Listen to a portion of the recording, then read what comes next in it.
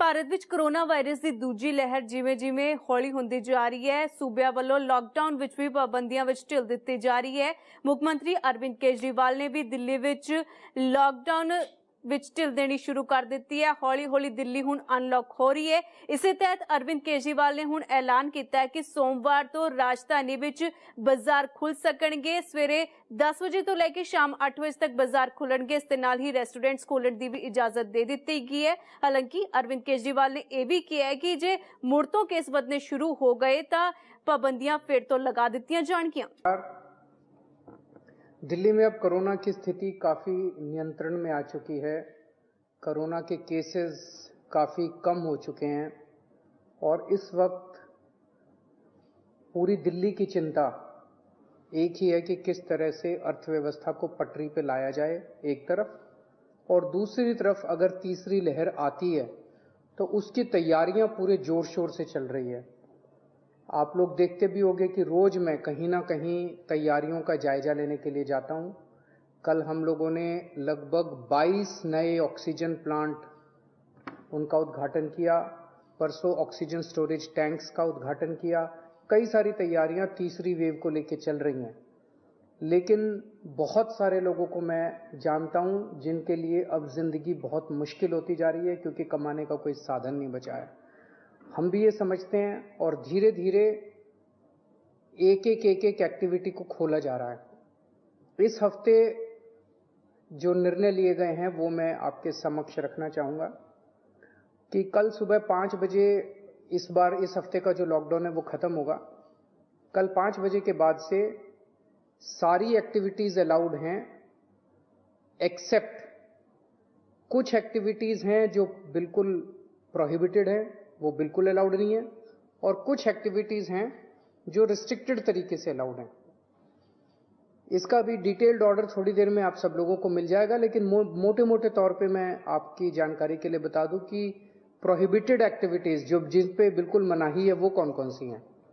सारे स्कूल बंद रहेंगे, कॉलेज बंद रहेंगे, एजुकेशनल इंस्टीट्यूशंस बंद रहेंगे, कोचिंग इंस्टीट्यूशंस बंद रहेंगे। Social, political, sports, entertainment, academic, cultural, religious, festival, इससे रिलेटेड जितनी गैदरिंग्स हैं कोई भी गैदरिंग अलाउड नहीं होगी।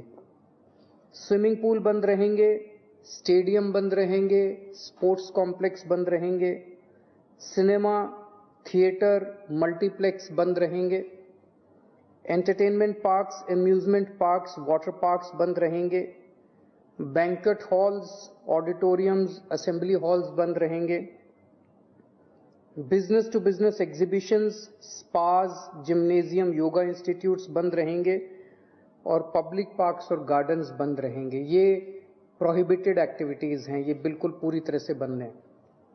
जो एक्टिविटीज पार्टली अलाउड हैं, रिस्ट्रिक्टेड एक्टिविटीज हैं, वो ये हैं।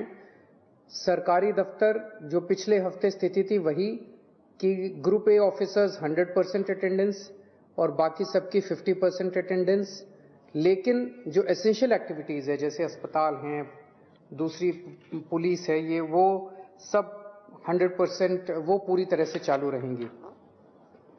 प्राइवेट ऑफिसेज जितने हैं वो 50% कैपेसिटी पे काम करेंगे, 9 बजे से 5 बजे तक काम करेंगे और कोशिश करेंगे ज्यादा से ज्यादा वर्क फ्रॉम होम की।